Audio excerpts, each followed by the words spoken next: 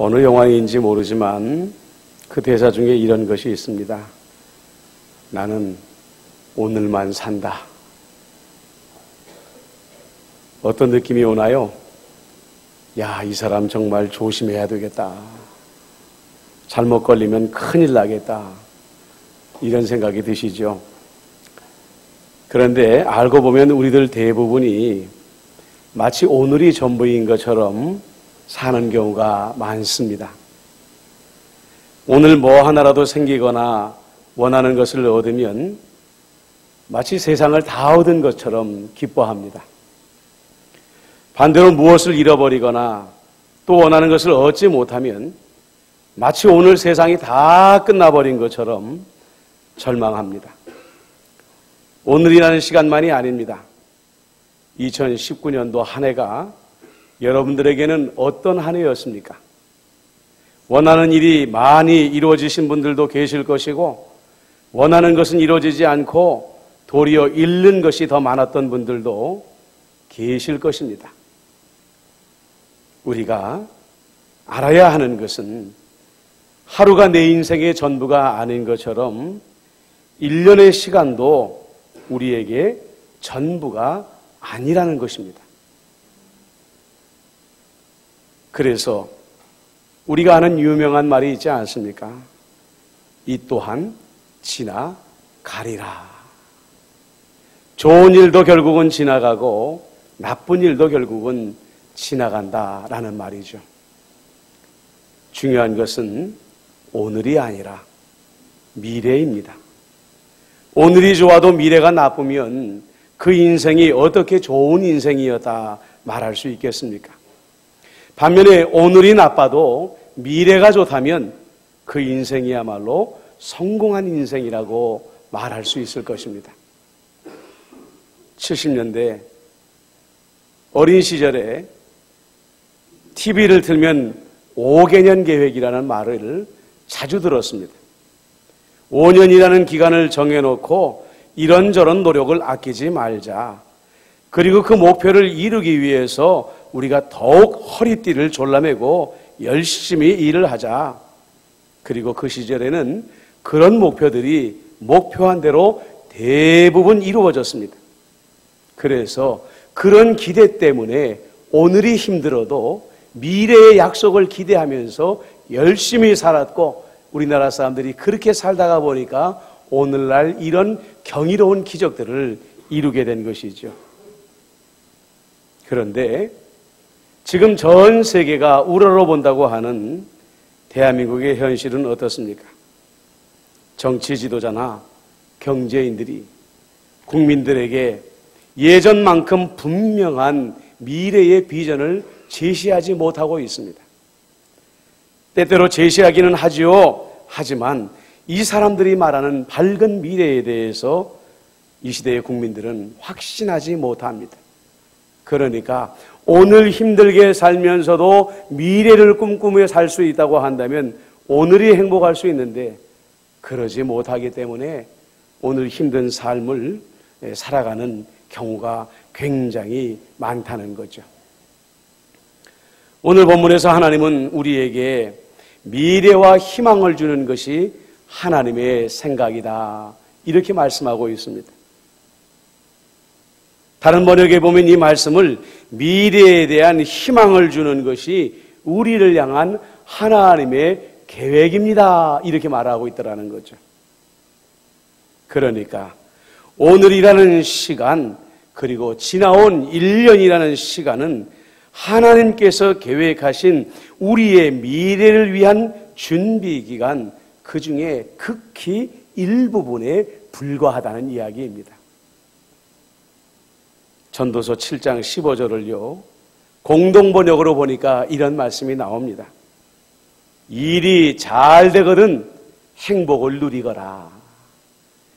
그러나 일이 틀려가거든 이 모든 것이 다 하나님께서 하시는 일인 줄 알아라. 아무도 한치 앞을 모른다는 것을 깨달아라. 오늘 좋은 일이 생겼을 때 먼저 그것을 누릴 줄 알아라 라는 말씀입니다. 어떤 사람들은요, 하나님이 많은 것을 주셔도 하나님이 더 좋은 미래를 주실 것을 알지 못하기 때문에 누리지 못하고 열심히 모으고 열심히 싸울 줄만 아는 사람이 있다는 거예요. 하나님은 그런 삶을 기뻐하지 않는다는 말입니다. 그리고 그때가 영원하지 않으니까 오늘 잘 된다고 교만하지 말아라, 이런 의미도 있는 것입니다. 그리고 우리 그리스도인들이 하나님께서 오늘 우리에게 복 주실 때에 잊지 말아야 될 것이 한 가지 더 있습니다. 전도서 11장 1절에 보니까 너는 내 떡을 물 위에 던져라, 여러 날 후에 도로 찾으리라, 이런 말씀이 있어요. 여기서 말하는 떡이라는 것은 오늘 하나님께서 우리에게 주시는 양식입니다. 그런데 왜 내게 있는 귀한 양식을 물 위에 던져라 이렇게 말씀하실까요? 그냥 던지는 것이 아닙니다. 모세를 방주에 담아 나일강에 흘려보낸 것처럼 우리의 양식인 떡을 방주에 담아 강 위에 흘려보내라는 이야기입니다. 그러면 내가 전혀 알지 못하는 사람, 하지만 그 떡을 먹지 못하면 오늘 굶주릴 수밖에 없는 사람이 그 떡을 받아 먹게 된다는 것이죠. 나는 누가 그 떡을 먹었는지 알 수 없습니다. 그리고 그 떡을 받은 사람도 누가 나를 위하여 이 귀한 떡을 흘려보냈는지 알지 못합니다. 하지만 하나님은 다 보시고 계신다는 거죠. 그래서 우리가 흘려보낸 것보다 마침내 더 좋은 것으로 우리에게 갚아주시겠다는 말입니다. 오늘 내가 손해볼지 몰라도 나의 미래에 하나님은 더 좋은 것으로 내게 채워주시는 하나님이시라는 겁니다. 이것이 바로 우리 재물을 하늘에 쌓아두는 것입니다. 하늘에 쌓아둔다는 것은 그대로 쌓여있지 않습니다. 때가 되면 이렇게 내게 갑절이 되어서 돌아오는 것입니다.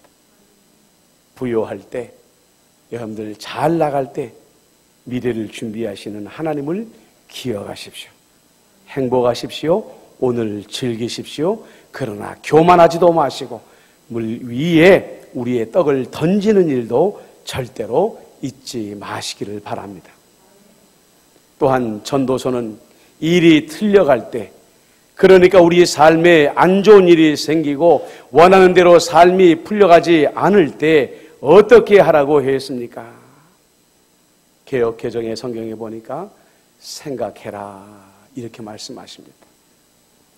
왜 우리의 인생에 고난이 찾아올 때 우리는 생각해야 될까?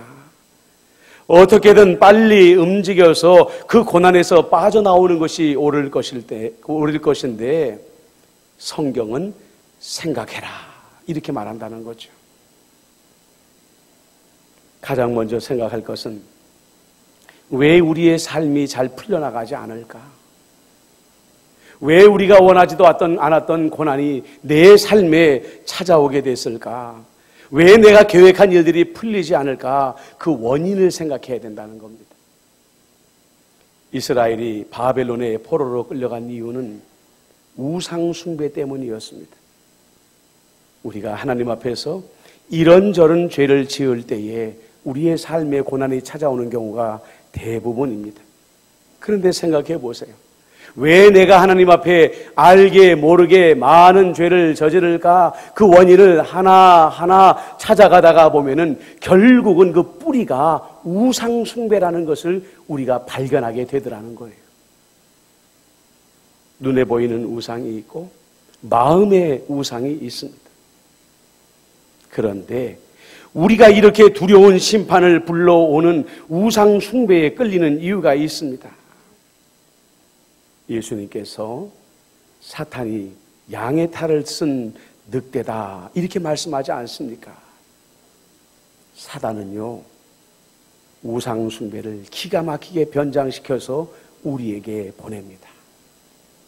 우리는 당연한 줄 알고 죄를 짓고 이 정도면 괜찮다라는 생각을 가지고 하나님을 멀리 하는데 사실은 그 탈을 벗겨보면 우상 숭배라는 거예요.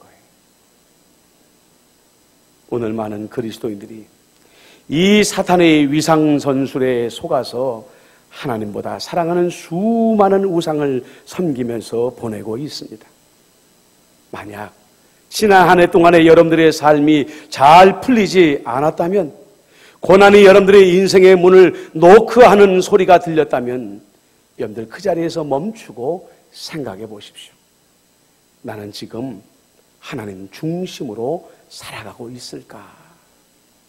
그 길만이 우리를 위해 좋은 미래를 주시는 하나님께 돌아갈 길이라는 것을 절대로 잊지 마시기를 바랍니다. 그리고 고난당할 때 오늘 성경에서 우리가 잊지 말아야 될 숫자가 있습니다. 10절에 나오는 70이라는 숫자입니다. 이스라엘이 바벨론에 끌려가서 70년을 포로 생활하고 나서 돌아올 것이라는 말씀이지요. 우리는 이 숫자가 그저 긴 시간이다라고만 생각을 합니다. 길지요. 70년이라는 세월은 이스라엘이 광야에서 보냈던 40년의 세월에 거의 2배에 가까울 정도로 기나긴 시간이었습니다. 하지만 이 70이라는 숫자의 조합을 보면은요, 7이라는 완전 숫자와 또 다른 완전 숫자인 10이 보태져서 만들어진 숫자입니다. 그러니까 먼저는 하나님께 우상 숭배를 하여서 하나님께서 징계하시는 기간이 결정되어졌는데 하루도 하나님은 양보하지 아니하고 70년을 꼭 채워야 너희가 너희의 나라로 돌아오게 될 것이다, 이렇게 말씀하고 있다는 거예요. 그런데 이 완전수에 또 다른 의미가 있습니다. 이스라엘이 우상 숭배를 함으로 말미암아 이스라엘이라는 나라가 멸망해버리고 지도에서 지워져 버리고 말았습니다. 이스라엘 백성은 바벨론의 포로로 끌려가서 영영이 돌아오지 못할 것 같은 절망의 나락에 빠져버리고 말았다는 거죠. 그런데 이 70이라는 완전수는 무엇을 의미하고 있는가? 나라가 멸망하고 포로로 끌려갔음에도 불구하고 여전히 너희들은 완전하신 하나님의 손 안에 있다라는 의미를 가진다는 거예요.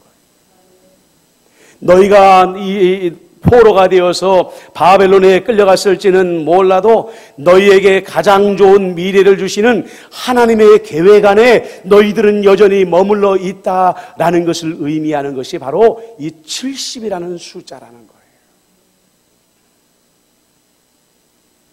임진왜란 때에 가장 대표적이고 가장 대비된 수군의 지휘자가 이순신 장군과 원균이라는 장군이었을 것입니다. 똑같은 배의 선원들이 탔지만 선원들의 마음 상태는 완전히 달랐을 거예요. 똑같이 풍랑이 일어나고 똑같이 왜군들을 만났을 때 어떤 지휘관 밑에 있느냐에 따라서 병사들의 사기는 이미 결정되어진 것입니다. 이순신 장군은 해전에서 단 한 번도 패한 적이 없었습니다. 그 밑에 병사들이 전투에 나갈 때마다 이 모든 병사들은 승리를 확신했습니다. 우리가 죄와 허물 때문에만 고난의 풍랑에 던져지지 않습니다. 만약에 그렇다면 예수님께서 타신 배가 갈릴리 호수를 건널 때 절대로 풍랑이 그 배를 흔들지 못했을 것입니다. 풍랑은 예수님께서 타신 배에도 덮쳐왔다는 것이죠. 그러나 중요한 것은 뭐냐면 그 배에 예수님께서 타고 계셨기 때문에 그 배는 풍랑이 집어삼키지 못했다는 것입니다. 여러분, 우리는 이 세상을 살아가면서 뜻하지 않는 인생의 경랑을 만나고 풍랑을 만나서 고난 가운데 던져질 때가 있습니다. 그러나 그때 우리가 잊지 말아야 될 숫자가 바로 70이라는 숫자입니다. 내 인생에 깜깜한 어둠이 찾아오고 내 인생은 끝장났다고 생각하고 모든 것이 다 실패하여서 내게 두 번 다시 기회는 없다고 생각하지만 우리의 아름다운 미래를 계획하시는 하나님의 계획 가운데 우리는 여전히 붙들려 있는 존재라는 것을 절대로 잊어서는 안 된다는 거예요.